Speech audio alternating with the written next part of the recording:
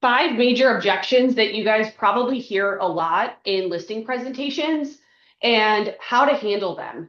I think as inventory continues to increase and we head into the spring market, knowing how to capitalize and win more listing presentations is going to help you guys get more business. So the truth about listings that you don't get, you're not losing them because you're a bad agent. Most agents lose a listing presentation because in the critical moment when the seller tests you on something, most agents just walk away, right? They freeze, get defensive, or they confirm exactly what the seller is doing. And so this entire presentation and these 5 scripts on how to handle these objections is going to teach you guys how to overcome those because these things come up all the time. And the better you can get about preparing for what you're going to say, how you're going to handle them, the more listings you're going to win. So again, this is where most agents fail because they hear an objection and they go, oh, okay, sounds good, I'll see you later, right? And they freeze and they leave. But if you start looking at objections as invitations to show your expertise, that's when you win more opportunities. So first objection, right? We hear this one all the time. Oh, thanks so much for the information. We just want to think about it. When you hear that, most of the time, what the seller is really saying is we're going to continue to interview other agents because you didn't differentiate yourself enough for us to commit to you right now. The we want to think about it means you didn't give me enough information to say yes today. So most agents go, of course, take all the time you need. Let me know if you have any questions, right? And that opportunity is closed. You gave the seller permission to move on from you and make you forgettable. So instead of saying, yep, sounds good, let me know, the right response is, hey, I appreciate that. And you should absolutely feel confident in your decision. Can I ask, what specific things do you need to think about? Is it the pricing strategy, the marketing plan, or something about working with me? Again, in some of our previous trainings, we've talked about, right, always ending with an open-ended question because it keeps the conversation going. So when you ask them what specific things they want to think about, they're going to tell you what their real objection is. It shows confidence in yourself that you're willing to continue to talk through the things that they might need to think about. It demonstrates that you hear them, you understand that there might be open-ended concerns. And most importantly, right, it forces them to tell you what they're actually thinking about so that you can address it.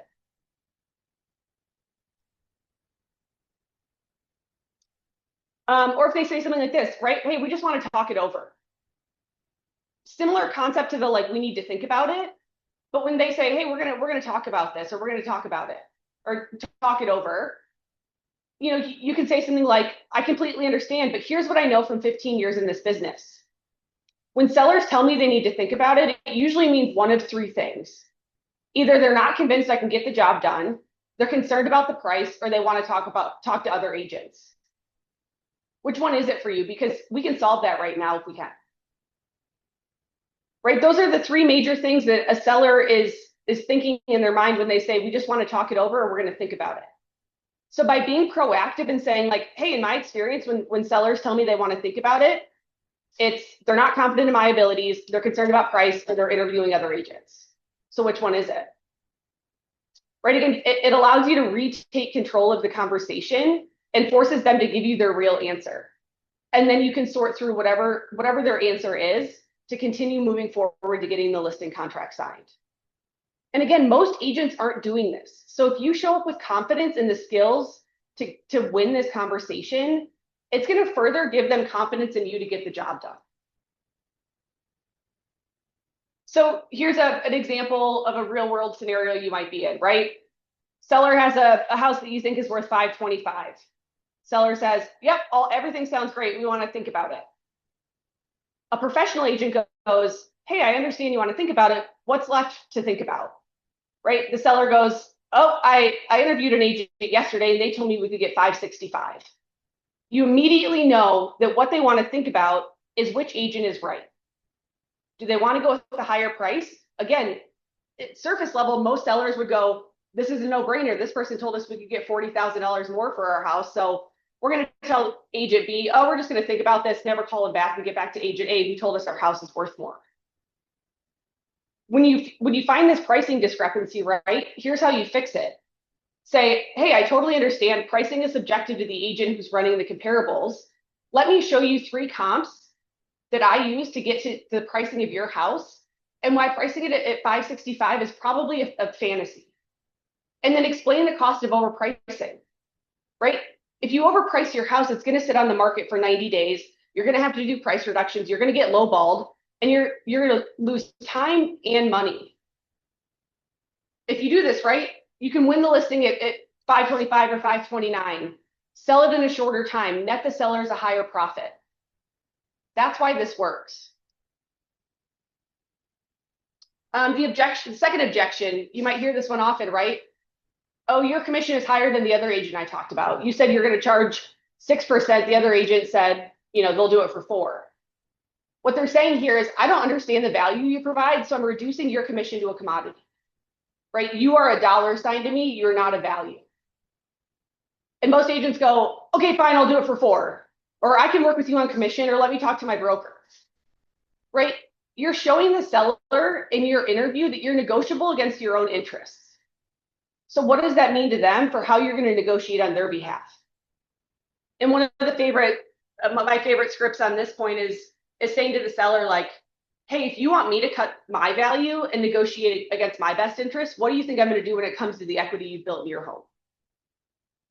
Right? If you tell the seller you're willing to negotiate and cut your own price, it's a clear indication of how you can negotiate on their behalf. So here's kind of a flip response to that, right? Hey, I appreciate you being direct. Can I ask, if the other agent charged the same commission I do, who would you hire? If they say you, they've proven that the price isn't the real issue. So now you have to show your value. If they say the other agent, ask what they bring that you don't, and then address that specific concern. Right? This is a power move because it reframes the conversation from price or the dollars that they're going to pay you in a commission to the value that you're going to provide. And I know you guys all provide a super high level of value. So this is a great move because this is where you can win over all the other agents. And this is another really good kind of script you can use to close that commission conversation. Saying something like, here's what I've learned about commission. You're not hiring me for what I charge. You're hiring me for what I net you when we sell your house.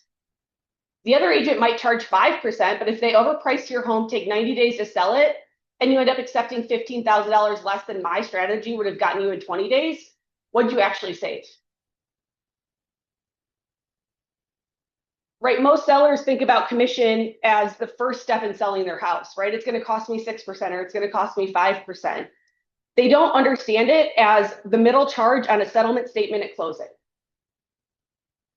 And so tell them the most expensive agent you can hire is the cheaper one who costs you time and money. Again, if you can back up your buyer agency or your listing commission with value, it's a no-brainer for most sellers. But most agents can't communicate what their value actually is.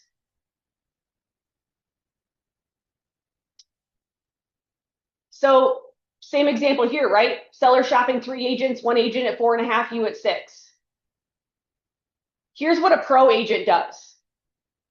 They pull up the 3 listings from the discounted agent, showing that all were overpriced, they sat 60 days on market, and sold below value. And then show them your last 10 listings. You average lower days on market, a higher percentage of list price, and had multiple offers on many of them. So you can say to them, right, you can pay 4.5% and lose 20,000, or you can pay 6 and net more money faster. That's your call. Again, it's educating them through the process that commission is only one fee that they're paying in the process of selling their house. Time is also valuable to them. And a lot of sellers aren't thinking about time as a commodity. So here's the key point to drive home on this one, right? My job isn't to be the cheapest. My job is to make you the most amount of money in the least amount of time with the least amount of stress. And those are 2 very different jobs. Again, this is the whole concept of you get what you pay for. But you can't just throw that tagline out there without having the facts and the data to back it up. but drive home your value by showing them that you can get the job done more efficiently and effectively than the other agent, even if the other agent charges a lower commission. Third objection, right? Oh, we're going to try to sell it ourselves first. What the seller, a FSBO seller there is saying is, we don't really understand how much work this actually is to sell a house, and we're overconfident about the process.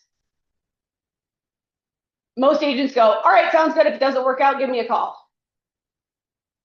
What you did there, right, is validated their bad decision and guaranteed that if they do call you, it's only after they've damaged their home's market perception.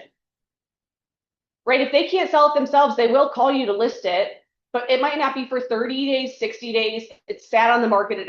It's had poor marketing. All the buyers have already seen it. You've lost out on that prime 2-week listing window where activity is the highest. So here's a good response to say to somebody who's thinking about selling the house themselves, right? I totally understand the appeal in trying to do it yourself. You keep the commission, see what happens. But can I share what I see happen 9 times out of 10 with for sale by owner properties? This is where you begin to educate them on what they aren't aware of or not willing to tell themselves. And your confidence in this moment shows that you're the expert that they need to get their property sold. Right? So you go on and say, first, you're going to spend the first 2 to 3 weeks learning all the things that I already know because I've been in this business for 20 years. You're going to deal with unqualified buyers, showing requests at terrible times, people trying to lowball you because they know that you're not represented by a professional agent. After 30 days, you're going to be exhausted, defeated, and then you're going to call me. But here's the problem. Your home's now been on the market for a month. Buyers are now wondering what's wrong with it, and you've lost your new listing momentum, which is when you get your highest offers, and now we're playing catch up. You're going to end up selling for less than if you hired me on day one, and you'll wasted a month of your life in the process. So here's my question. Why go through all of that just to learn an expensive lesson? Right? This one hits home with people who think that they know more than you because they're trying to save 5 or 6% in commission.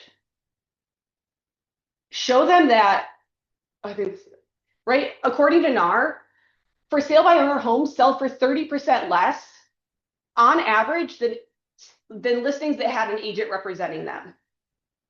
So you can show them, right? Yeah, you're going to save 6% in commission, but you're going to lose 10 to 15% in sales price. That's math, right? Numbers don't have opinions. They just tell the truth. And these are numbers that you didn't pull together to put together some fictitious story to prove why you're right. These are statistics from across the country. And we know that for sale by owner homes leave a ton of money on the table. So what they're trying to save in commission, they're losing in sales price. Fourth objection. This one I think might start coming back a little bit more as the market stabilizes. But hey, let's just list it high and see what happens. What sellers in this situation are saying is, we want the most money possible, but we don't trust you to get it for us at a realistic price. Again, most agents go, yeah, sounds good. We'll just come down if we need to. But this fails because you kill your credibility in understanding what the market is actually doing, and you just set yourself up for a stale listing, price reductions, and a fight with your seller in 45 days. Right? You can be in 100% agreement on this on day one when you sign the listing contract. But I can almost certainly guarantee your seller is going to be pissed at you in 30 or 45 days when their house hasn't sold, and they're not going to take the responsibility for it. They're going to say you didn't do your job. So if you're going to have a fight with them in a month or two, you might as well have the fight at the listing table and show them why pricing strategically and accurately will net them the highest amount possible in such a shorter time period. So this is what you can say to them, right? I love that you want top dollar. That's literally my job, is to get that for you. But here's what I need you to understand about overpricing. It guarantees you'll make less money, and here's why. And so this is where preparation meets opportunity. This is where doing the hard work and understanding what's happening in the market ahead of time will allow you to win more listings. And so have case studies ready to go, real examples from whatever community you're in or the market, and have them ready to show on your phone or tablet or even print it out that shows that overpriced homes sit longer and sell for less. And I love this slide too, right? Here's why overpricing kills deals. The first 2 weeks of your home is on the market, that's when we get the most activity. Every agent is showing it, every buyer is seeing it, and that's when we're going to get our best offers. If you overprice it, serious buyers are going to skip it immediately. The only people coming through are people who can't afford what you're asking for. And after 30 days, when we talk about doing a price reduction, buyers are going to assume something's wrong with it. Your listing goes stale, you do a price reduction, and now buyers think you're desperate to sell it. When that happens, right, you're going to end up accepting an offer that's lower than what you could have gotten if we priced it right on day one. This is the number one biggest preventable mistake you can help your sellers not make, is pricing properties accordingly where they need to be. And again, here's something you could put together based on the data that you pull from the MLS or have in your packet, right? But in our market right now, homes priced right are selling in 23 days at 98% of list price, compared to overpriced homes sitting for 60 plus days, and they're selling for 92 to 94% of list. So listing it high and seeing what happens is not a strategy. All you're doing is costing yourself money and time. And again, if you can show them the data, numbers don't lie and numbers aren't emotional. This is market data that backs up the strategy that you're trying to get your sellers to understand. So price it to sell, not to sit. And if a seller is still, wanting to price high and wait, tell them, right, I can price it high if you want, but I'm not going to let you make a mistake that costs you $15,000 just to make you happy for 2 weeks. My job is to get you the highest price the market will actually pay on day one. So we need to price your house to sell, not to sit. Again, the confidence that you show in communicating these to your potential sellers is something that not a lot of agents do. Especially in the market that we were in a little bit last year and going into this year, agents are having to learn how to actually sell real estate again. Gone are the days of having a license, going in, getting contracts signed, and having a bunch of closings. You have to understand that you're the expert in real estate. You understand what the market is doing. You understand what works and what doesn't work. And being able to confidently communicate that to potential clients is going to win you opportunities. This last one I really like, right? Sellers might call you over for a listing presentation. You go through everything and they say, oh, we're not really in a rush. What they're really saying to you here is, we're not convinced now is the right time. And we're also not really convinced that you're the right agent. Most agents go, yep, not a problem, totally understand. Just give me a call when you're ready. This is a failure because, again, you agree with them that they're not in a rush. You let them off the hook, and you've totally given up all control of the timeline that you know is going to work best to get their property sold.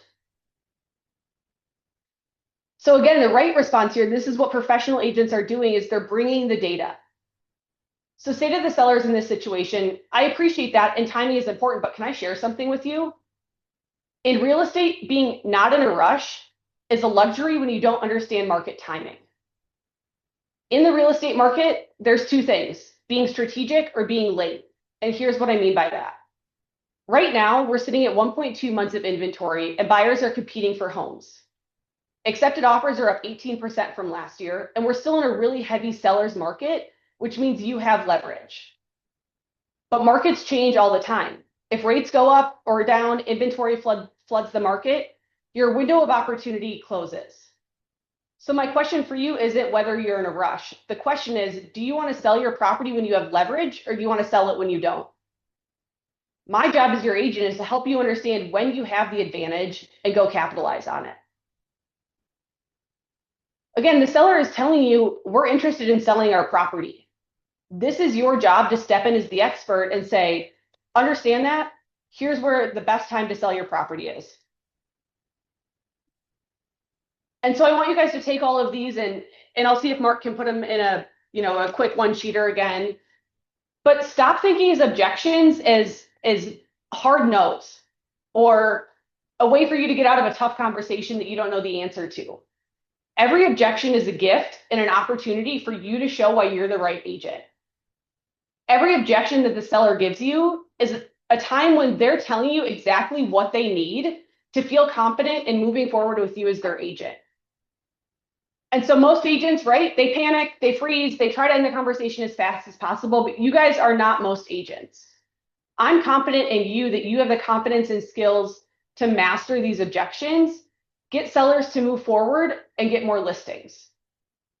So from now on, when you hear these objections or these 5 phrases, I want you guys to smile a little bit inside because you're prepared and you know how to handle them. And so you're able to turn their no or their not right now into a heck yes, let's move forward. So the bottom line here is, right, the difference between converting 50% of your listing presentations and 80% isn't talent, it's preparation. And I want you guys to hear that again, right? Converting more listings isn't about talent. It's about being more prepared. It's about understanding that there's no wheel in real estate that you have to reinvent. The majority of sellers, if they have an objection, they're going to say one of these 5 things to you. If you are prepared with data to back it up, scripts to get through the objections, and the ability and confidence to show your expertise as an agent, you are light years ahead of everybody else in the market. So be prepared, role play these scripts with a partner or somebody on your team, and use them in your listing presentation. Any questions? I didn't use all the right words, but I did have a conversation with the seller this morning and they're going to sell, but they're like, well, should we wait till April, like grass green, winter cleanup? I'm like, you could, but you might risk the fact that there's going to be more inventory that could affect your price and your days on the market. They're going to list March 1st. That girl. So I love all your words. I need to use more of the data, but at least I knew that and felt like I had a good answer. So yeah, I think when sellers are figuring out when to list, another good thing to say is like, if you want to list in April, I don't have a magic 8 ball. I don't know what rates are going to do. I relatively know using historical data what inventory is going to do and buyer competition is going to do. But here's what I know right now. You have an opportunity to list your house at a high price with lower competition and a lot of buyer demand still. So it's up to you. Do you want to take the opportunity now that's a relatively sure bet, or do you want to gamble? In my professional opinion, gambling has never paid off for a single seller. I like that. Any other questions?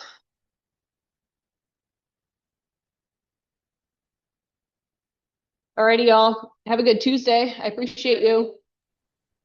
Thank you. Thank